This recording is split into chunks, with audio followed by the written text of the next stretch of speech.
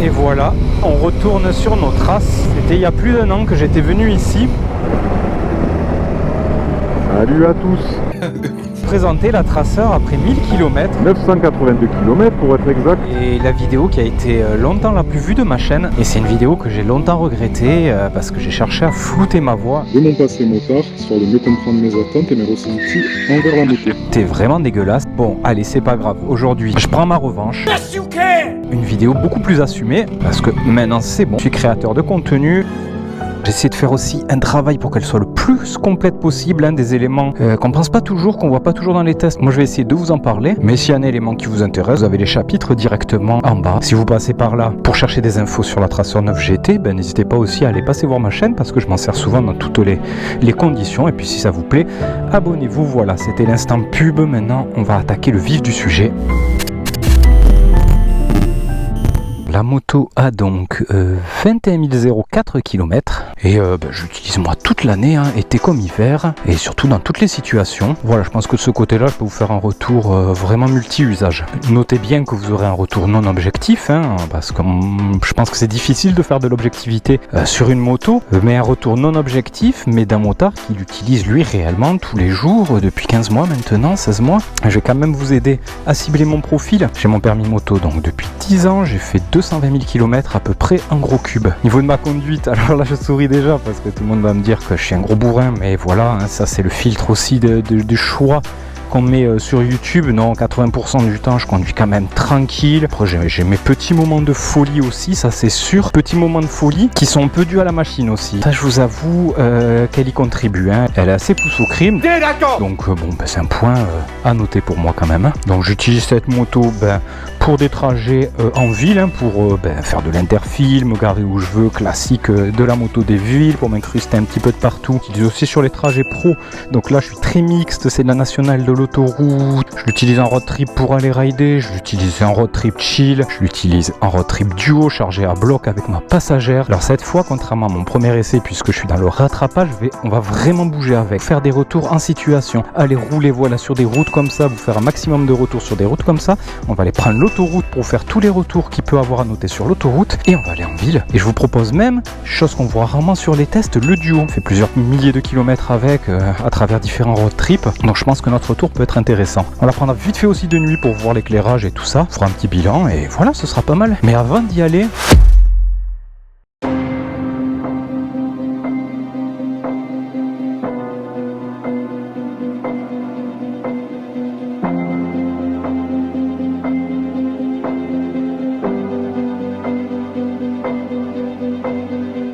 c'est de constater quand même que ça a de la gueule, non? Enfin, je sais pas, moi je l'adore. Elle est trop belle avec cette couleur camo là, mat. Et je trouve que c'est une pure beauté, quoi. Alors faut savoir que c'est une Tracer 9 GT de 2021. Quand je l'ai achetée, elle était à 14 000, elle est passée à 14,5 en 2022. Les finitions sont vraiment pas mal, il y a même habitué à pire. On est sur de la bécane vraiment bien finie, quoi. Partie moteur aussi super bien finie, très très jolie. Elle est également équipée donc de Michelin Road 6 qui lui vont vraiment ravir, le top du top des pneus comme ça, avec une machine comme ça. À noter que les pneus d'origine par contre sont très bons, vraiment rien à dire. Bon, après moi je me suis toujours habitué à mes Michelin, je les kiffe. Et au niveau donc des équipements principaux de série, on va avoir ces suspensions ici pilotées et par électronique. Juste exceptionnel. Des phares adaptatifs, les pare-mains, les valises du coup de série. Un shifter up and down excellent aussi. Pas mal de cartons, on va voir tout ça. Réglable, suspension réglable. Bon, pour la présentation technique, je pense que je vais vous mettre un screen ici là avec toutes les stats, ce évitera d'alourdir la vidéo, mais principalement donc on a un moteur de 900 cm3 pour 119 chevaux qui est une petite folie, on va en parler aussi. Alors avant de partir, je voulais aussi me mettre sur la moto un petit peu à l'arrêt puisqu'on ne verra plus ensuite. Moi je fais 1m75 et sur la moto franchement, écoutez, je suis parfaitement installé. Voilà, en position de conduite. Bon, on a les genoux un peu repliés. Et à l'arrêt, écoute, regarde-moi ça comme je suis bien. Moto vraiment impeccable, toute petite, toute compacte, moto qui fait grosse sur son design mais qui est vraiment, une fois à son bord, on a les pieds super à plat, c'est compact, ça se manœuvre archi bien. Alors que là je suis sur une route toute pourrie en pente avec du gravier, et à l'arrêt Bah écoutez, c'est pareil, on sent pas trop son poids, je crois qu'elle fait 220 kg. Mais franchement, et le guidon là qui tombe bien, et puis bien à plat. À la montée et tout, super facile à manœuvrer. Donc voilà, une moto bien pratique de ce côté-là. Allez, ce coup-ci, je vais la présenter en action. Je pense que ce sera beaucoup mieux pour faire des retours. On va commencer par la route. Bon, alors quand je parle route, c'est ça, hein. De la route de folie, avec du gros virage serré, long. Voilà, hein, c'est de la route de ce que j'appelle de rail de moi. Tac, on y est là. Ça va, on a l'air d'y être, ok. Bon, là clairement on va commencer par son terrain de chasse. Et d'ailleurs si vous devez essayer la bécane, moi je vous conseille d'essayer de trouver des routes comme ça, parce que c'est là que vous allez pouvoir rencontrer le mieux. Dès qu'on se met en route sur des petites routes comme ça, la moto est d'une légèreté et d'une précision moi, que je trouve complètement ouf. On se croirait sur un roadster de 180 kg, ça bouge au quart de tour quoi.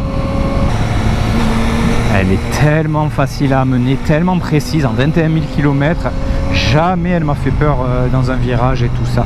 Alors qu'est-ce qui la rend si fun sur route? On va penser de suite au moteur de 110 chevaux, hein, tout le temps plein. Mais si c'était qu'un moteur, on s'éclaterait pas quoi, parce que ce serait un danger et tout. Mais il y a tout. En fait, il y a une vraie harmonie dans cette moto. On a un moteur qui est super plein comme ça, là, qui te fait décoller instantanément. Mais avec des suspensions électroniques, là, tu les sens varier, là, se durcir dans les virages et tout, comme ça, c'est incroyable. Ce qui la rend vraiment si terrible sur route, c'est un ensemble de plusieurs éléments. C'est bien sûr le moteur explosif, mais qui est accompagné par ses suspensions pilotées, accompagné par un super châssis, qui est accompagné aussi par une boîte bien étagée. On est tout le temps dans le couple, c'est juste parfait quoi. Et le shifter, bien sûr, shifter qui est ultra doux. T'as une moto quoi qui est... Et voilà quoi, tu vois, les mots à un moment donné, je peux plus les donner quoi. Ah moi ça. Incroyable quoi. Je crois que franchement je me suis jamais habitué, je me suis jamais lassé quoi. La moto est folle quoi. En ride. Écoute le shifter. Up. Down.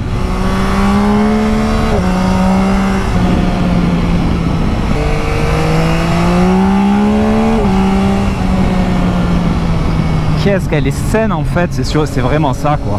Et tu peux aller du gros ultra chargé en mode tranquille à du gros ride là derrière des sportives. En vrai t'es tout le temps bien sur cette moto. Elle a une polyvalence incroyable quoi.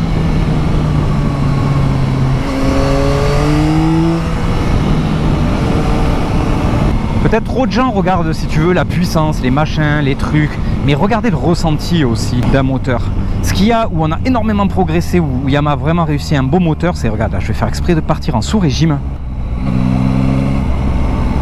Ultra onctueux. Il tousse jamais. Là je suis en 4, à moins de 50. Mais regarde, elle s'en fout elle. Hein. Je te parle pas par contre si du coup tu es dans le bon régime, là c'est du n'importe quoi.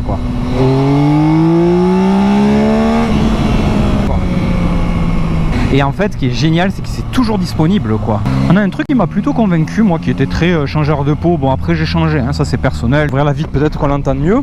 Mais c'est ce pot, là, en fait, hein, qui va trop bien. Hein. Alors, il est pas beau, ça c'est clair. Mais par contre, moi, franchement, je le change pas. Hein. Déjà, je trouve qu'il fait du boucan pour un pot d'origine. Il est rond, il respire bien. La boîte à air ici qui revient bien aussi. Et puis le pot qui est orienté vers le sol, hein, il doit être à 10-15 cm là du sol. Putain, on te l'entend claquer tout le temps.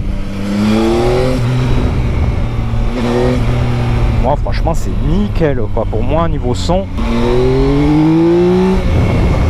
Donc bon, si le son vous va, ben voilà, hein, vous gagnez plus de 1000 balles là, on va pas changer le pot quoi. Et le freinage aussi, vraiment excellent. Je sors un petit, il n'y a personne derrière là, je vais faire un petit test de freinage. Ouais, tu vois ça, franchement, les 2-3 fois où j'ai eu des freinages d'urgence à faire, c'était top. Alors là, je suis sur une toute petite route là de, je sais pas, 3-4 km, qui est vraiment au top du top pour tester les machines. Là, c'est très serré. Donc, ce que je vais vous proposer, c'est que là, je l'ai mis en suspension. Alors, j'ai deux modes de suspension, A1, A2. A2, c'est plus souple, plus transport, hein, c'est plus attaque. Et j'ai 4 réponses au gaz. gaz 1 ultra réactif, 2 un peu moins, 3 encore moins, et 4 carrément ça limite la puissance à 100 chevaux. C'est un mode que j'ai pas trop utilisé mais qui peut être super pratique si on a une route glissante et tout ça, qui permet vraiment de voir venir la moto.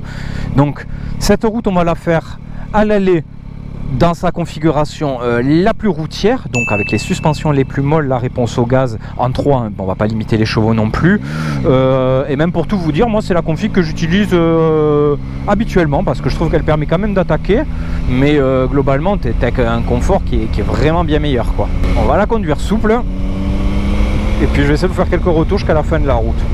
Donc voilà, ouais, les petits virages comme ça, hop là, ça s'emmène quoi, mais tellement facilement.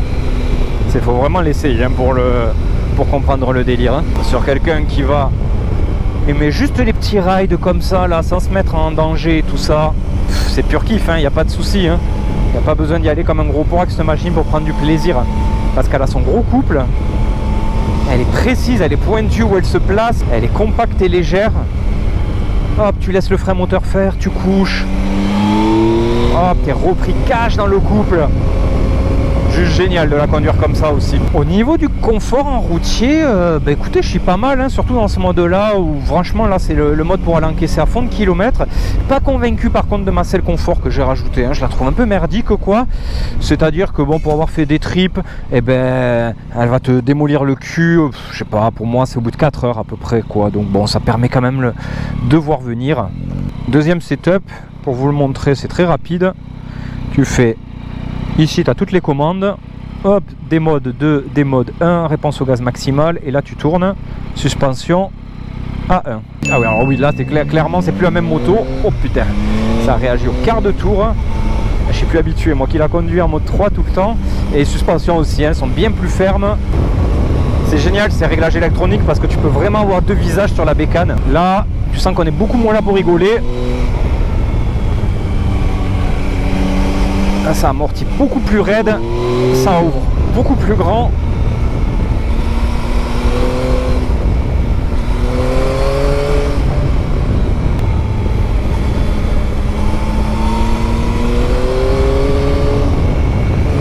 C'est vraiment là, c'est devenu deux machines différentes, hein, avec 3 clics sur les boutons, plus rien à voir. Je voulais vous parler aussi consommation là, tant qu'à faire. Alors consommation réelle là les amis, je sais même plus comment on change, c'est un petit peu un bordel, il faut appuyer là, tac, 5,5 que je n'ai jamais remis à 0 hein. Donc j'ai 5 litres 5 de conso, ce qui correspond hein, à peu près à ce que j'enregistre dans mes trips aussi. J'ai 5 litres 5 de conso en la conduisant, voilà, comme vous m'avez vu un peu conduire, hein, pas tout le temps comme ça non plus quoi, hein, ça c'est quand ça tourne un peu. On dirait avec un usage dynamique on est à 5,5, donc je pense que si on essaye un peu en éco on doit pouvoir tomber à 5 litres. Réservoir 18 litres, j'arrive à monter jusqu'à 300 bornes on va dire sans prendre de risque, donc ce qui est quand même confortable pour les road trips. Et avant d'aller prendre l'autoroute, le temps d'y arriver, je vais vous parler de ce tableau de bord là qui me fait chier là encore d'ailleurs. Bon, je l'en avais parlé ça, tableau de bord un peu spécial là en 2 parties. Ma vision de départ est un peu confirmée. C'est pas super lisible, hein. Je vous rassure quand même, ce qui est vitesse et rapport engagé, c'est cool. Le petit écran à droite, bon, vu que c'est des infos qu'on prend moins, on va dire que ça va. Ouais, ça va, c'est lisible. Par contre, ce qui est ça là, là tu t'arrêtes hein, pour pouvoir lire. Donc voilà, ouais, clairement, je pense que un bon compteur monobloc, ça aurait été plus sympa. Après, tous ces petits carrés là sont personnalisables. Tout est en plus, ce qui est un carré ici, on peut le mettre ici en petit ou le mettre là. Enfin, tu peux tout inverser, hein, c'est un petit... Mais c'est vrai que ça manque un petit peu de clarté. Après, plein soleil dessus et tout, ça va. On y voit bien. Et comme je vous disais, le principal, la vitesse et le compteur, c'est petit, ok, mais on y voit. Et justement, avant d'aller enchaîner sur l'autoroute, c'est parfait. Je voulais vous montrer en ride ce qui me sert pas mal sur le compteur quand je n'ai pas le temps vraiment de le regarder. Alors, bulle, avant d'entrer sur l'autoroute, qui tu vois même dans un rond-point, hop là, elle se relève, c'est réglé, ça c'est cool. C'est de se libérer une piste de décollage. Blanc, vert, orange, là il faut passer.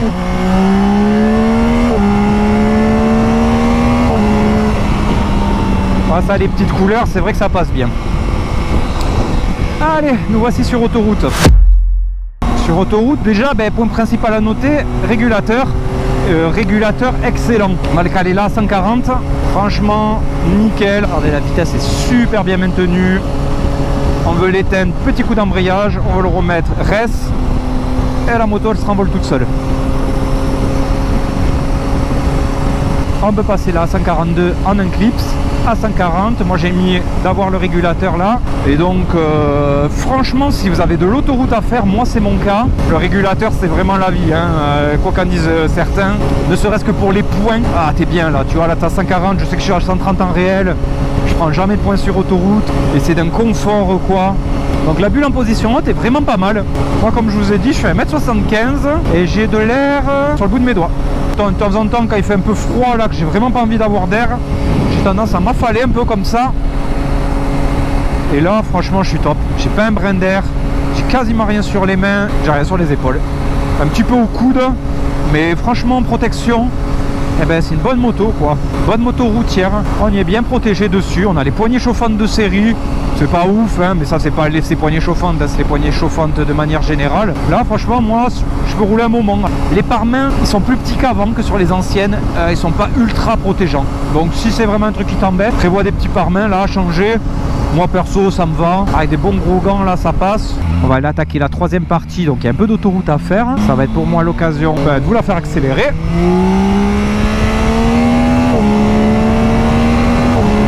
Voilà, très bien que je sois dans ces vitesses-là. Hein. Voilà, là tu commences à avoir une moto moins sereine, quoi. En gros, pour ceux qui avaient entendu parler là de cette histoire de louvoiement de la Tracer 1, et bien malheureusement, il est de nouveau de la partie. Donc je suis obligé de vous le dire. Clairement, en roulant comme ça, je le sens pas du tout, il n'y a aucun souci. Par contre, si vous êtes des gars qui allaient attaquer fort, ça risque d'être un point ultra important à noter. Et en parlant d'ailleurs de défauts et de défauts de série que je peux avoir, moi la mienne elle a fait un bruit, elle continue à le faire, maintenant c'est moins prononcé, elle a un bruit de vibration en fait dans le ferraille, c'était censé se régler et finalement ça s'est pas trop réglé quoi, donc ça c'est un peu dommage. La moto a subi un rappel à cause de son ride by wire, il n'y a pas de câble sur cette poignée et le fait qu'il n'y ait pas de câble c'est pas un cadeau les gars, hein. Franchement quand je prends ma Ténéré à côté qui est limpide au niveau de ses accélérations, qui réagit au quart de tour, eh ben j'aurais préféré rester à mon ancienne technologie du câble. Vous avez dû peut-être voir dans un autre trip, je vais vous mettre un passage là du road trip où elle s'est mise à tousser. Qu'est-ce qu'elle a la moto là elle me fait flipper hein. La première fois qu'elle me fait ça. Chose qui est revenue, je l'ai ramené suite à un rappel, je l'ai récupéré, ça continue à le faire, je l'ai ramené une deuxième fois, on va dire que ça va mieux, que le problème est globalement parti, mais putain, des fois même là pendant l'essai j'aurais dû vous en parler. Putain, des fois j'ai sur du feeling très fin, tu vois, quand tu vas être vraiment sur une relance très légère de gaz, coupure quoi là-dessus. Donc voilà, un petit peu dommage. Maintenant j'imagine que c'est un truc, si vous en avez acheté une 2022 qui a dû être réglé depuis, moi c'est les toutes premières. Et ça malheureusement, bon voilà, c'est des choses qui arrivent sur les premières séries. Donc je sais pas, après je vous tiendrai au courant, hein, à voir avec le garage. Moi on m'en a passé une d'essai, voir si je ressentais la même chose, j'ai pas du tout eu le problème. Alors je m'étais arrêté pour changer les batteries et je viens de percuter que je vous avais pas parlé des aspects pratiques, donc voilà, faisons-le maintenant là tout de suite. Les deux valises latérales là, super pratique, franchement il n'y a rien à dire. Mettez comme ça, vous pouvez même enlever la clé, ça les laisse ouvertes en fait. Hop, un push. Tac. Voilà, pour vous donner une idée, là il y a mes affaires de pluie, ma sacoche d'autoroute et un gilet. Et franchement, je peux encore rentrer des trucs parce qu'on a tout l'autre côté quoi, qui est pas mal. Étanchéité, c'est moyen. Par contre, à chaque fois qu'il flotte, je retrouve un peu d'eau dedans quoi. Et à mettre et à enlever, c'est génial. Regardez, faites ça. Tac. Hop là. Moi, je pars à l'hôtel directement comme ça quand je fais des trips. Mais il y a juste à mettre ici en face. Ça là dedans. On ferme, on tourne, et voilà. Donc ça, vraiment, gros point, super bien pensé. La même chose de l'autre côté, même taille. Et le top case que j'ai ajouté, top case, c'est la même clé, hein, clé du contact, latéral, tout harmonisé Yamaha. Alors, toujours la même clé, et ce top case est vraiment pas mal aussi. Hein. Donc il y a de quoi faire, hein. Moi j'ai mes sacs, il y a un peu de hauteur, c'est con juste un peu cette forme là, mais c'est vrai que ça ajoute du confort aux passagers, mais c'est pas très pratique dans le rangement. Alors ça par contre c'est une putain de blague quoi, va falloir que je le colle quoi, parce que Yamaha n'a pas pu le coller, hein. Je l'ai remis une vingtaine de fois, le truc à chaque fois il se barre. Bon c'est petits détails comme ça, mais c'est dommage qu'on fait des si jolies motos, de faire un truc dans le genre quoi. On a aussi une petite place ici, hop, sous la selle arrière.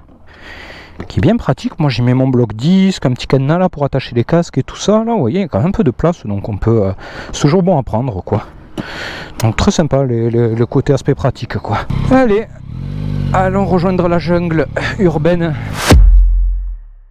Bon, ce que vous allez voir, je pense, en plus avec la GoPro, ça amplifie pas mal ça, c'est que ça passe de partout. Je dirais qu'elle est balèze là avec ses valises et tout, mais moi je la trouvais balèze. Bon, à part quand t'as un con qui se met de ce côté là. Excuse-moi toi. Hop là. Voilà. Donc, vraiment ça s'incruste partout avec, on y revient sur des réglages moteurs là qui sont vraiment top quoi pour pouvoir avoir de la douceur. Alors des petits espaces comme ça, hop là, j'hésite même pas une seconde. J'ai une moto qui peut me prendre des gros virages à grosse sensation, qui peut aller rider tranquille, qui est une super bonne routière sur l'autoroute, mais quand je dois finir par une ville, je pense que même avec les valises en moins là, tu passes encore mieux. Là moi des fois il y a des endroits où je... Qu'est-ce que c'est ce délire? Ah lui il a raté sa marche arrière quoi. Ça c'est pour du GT Aventure, je sais pas. Non, je vais la mettre dans celui-là quoi. Comme elle est légère, tu vois, pour des petits engagements comme ça, hop là, tu te la mets bien direct. Et le fait en plus, enfin ça aussi c'est personnel, hein, mais bon je fais des retours personnels de toute façon depuis le début. Le fait qu'elle soit ultra coupleuse comme ça et tout, et ben même comme là sur une route limitée à 70, bah je sais pas, moi j'arrive à pas trop être frustré ça une moto. Là en fait moment roulant chill, quoi, t'as un gros moteur comme ça, tu te fais tirer les bras là sur une légère poignée et tout, arriver à profiter de la route.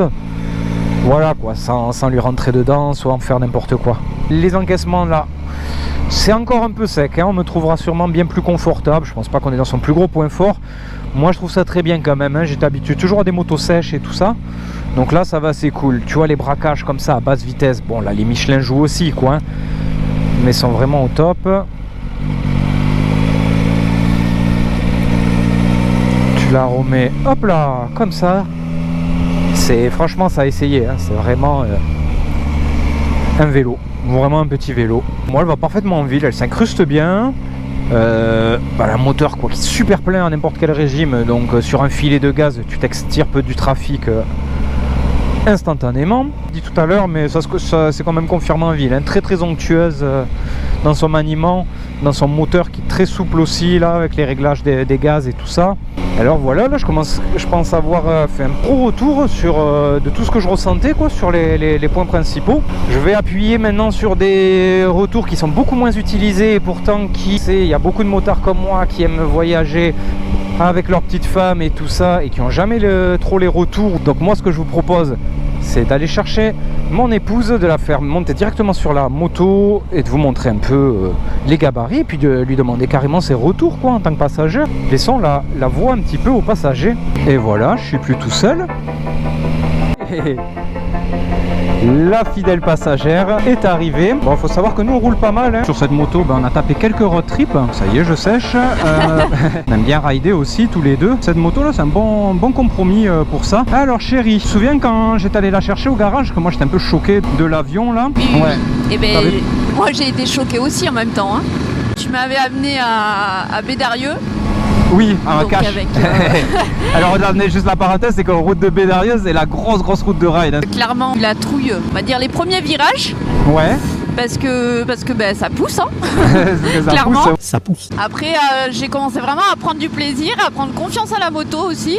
Ouais. Et après il y avait plus qu'à profiter quoi, hein. Mélange voyage plus une moto nerveuse. Elle est parfaite. Pour moi en moto duo, franchement elle est parfaite. Ouais grave, mais moi je trouve aussi quoi. Moi en tant que pilote en duo, je sens pas ma passagère à l'arrière, ça c'est sûr quoi, avec le couple que j'ai. Que vont se demander beaucoup de passagères, ça va être le confort. Toi tu es bien chérie derrière? Ouais, moi j'y suis bien. J'irai qu'au bout de 300 km. Ouais, ça commence à tirer ça quoi. commence à piquer. Ouais, ok, donc vous voyez, rayon de braquage comme ça le fait quand même, hein, même chargé. Je m'en souviens quand on faisait le point un peu sur ce qu'on allait dire sur cette vidéo, tu m'avais parlé top case obligatoire, bon comme sur souvent avec un passager, mais là encore plus sur Saint-Leu-là, hein. Ah bah clairement parce que je me souviens d'une fois où tu m'as fait le coup. Ah putain, Voilà. Troisième à 50 quoi. Voilà, sauf que tu m'as fait ça, que tu m'avais pas prévenu, hein, gentil que tu es, tu m'as fait un départ arrêté et j'ai failli me retrouver sur la route quand même. Donc clairement, le top case il est obligatoire parce qu'elle pousse tellement fort sur les accélérations, ouais, en fait, que moi si je te tiens pas, que je suis en train de regarder les papillons à droite à gauche, ouais, tu me perds quoi. Donc. Collé, ouais, c'est ça qui est dingue. Et après, c'est vrai que pour le confort aussi, parce que au niveau du dos et tout, bah c'est sûr que voilà. Et ouais, carrément. Donc, ce que je vous disais, ça, les amis, un gros couple. Je suis en réactivité 3, hein, je suis sur la plus petite réactivité au gaz.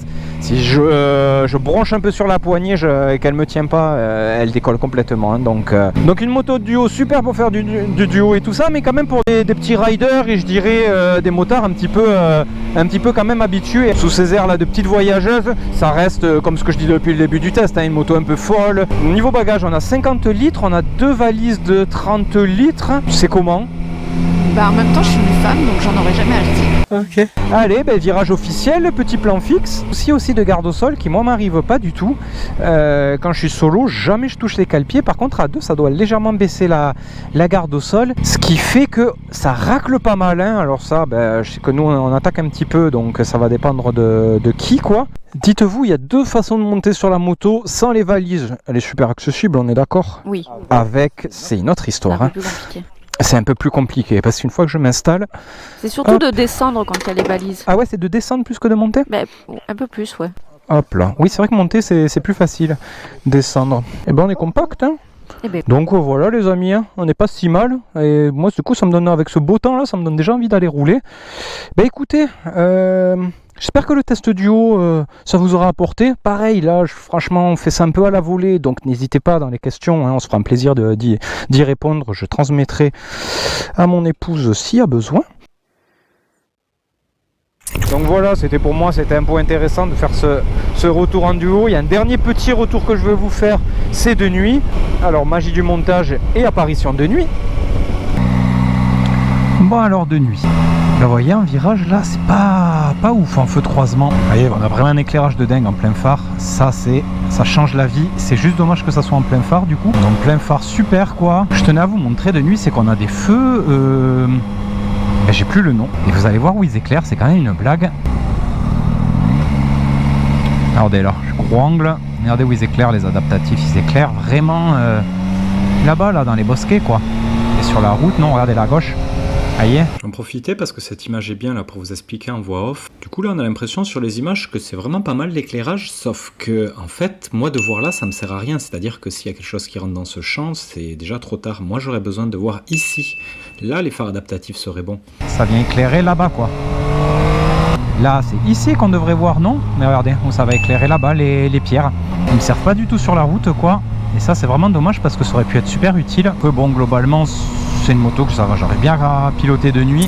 Et je voulais faire une dernière petite parenthèse sur le trail, je me disais qu'elle pouvait être utile parce que j'ai eu l'occasion d'aller en faire un petit peu avec la Tracer. Sachez que vous habitez dans une région où il y a un petit chemin, où il y a des pistes roulantes, vous pouvez vraiment aller vous y promener. Moi je l'ai trouvé très saine dans son comportement en off-road. Par contre voilà, c'est sur des pistes roulantes, je vais vous mettre un autre extrait. Là par exemple, on sent que je suis pas dans mon élément. Après regardez, on a réussi à le faire sans chuter. Donc vraiment si ça permet ça, ça montre bien qu'on peut y aller. Donc voilà les amis, écoutez, je pense avoir fait un bon petit tour là de la machine. Un point positif, sa polyvalence qui est incroyable, qui est d'une super GT, une petite moto tranquille pour aller rouler. Elle peut tout faire, que ça soit son moteur, ce cadre serré, ce shifter, ses suspensions électroniques, ça va trop bien ensemble. Il y a une partie cycle, un agrément de conduite en fait qui est vraiment au top.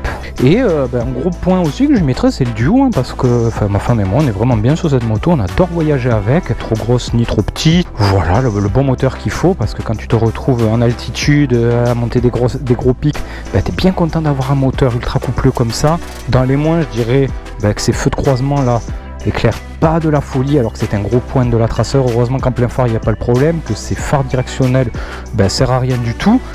Je mettrai mes problèmes de carto du coup que j'ai eu là plusieurs fois avec cette poignée là à la con et ce petit bruit de vibration. Bon ça c'est pas méchant, comme je vous dis c'est des choses que vous n'êtes pas obligé de retrouver sur votre moto quoi. Cette selle confort aussi, pas ouf pour une selle confort, regarde comme elle est moelleuse là c'est le passager à la mienne.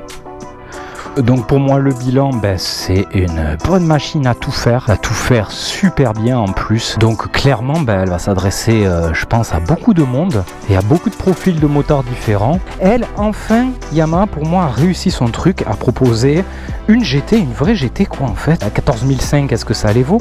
Alors sachez, moi je suis pas le gars qui va vous répondre à cette question malheureusement, parce que rien que pour ça déjà il faudrait tester les autres machines et tout ça, j'en sais rien du tout. J'ai pas envie de vous induire en erreur. Moi ce que je peux vous dire, c'est que pour 14 500, vous avez une moto quoi qui est aux dernières normes, qui est puissante, qui est sécurisante, qui est confort, qui est multi-usage. En quelques réglages, on peut en faire une moto duo chill. Ah, quelques autres réglages, un roadster caréné un petit peu, là, super énervé. Franchement, c'est génial, quoi, tu vois, de pouvoir faire tout ça avec la même bécane, quoi. Je pense que c'est une moto, faut pas s'arrêter sur elle est ci ou ça. Elle est vraiment multifacette.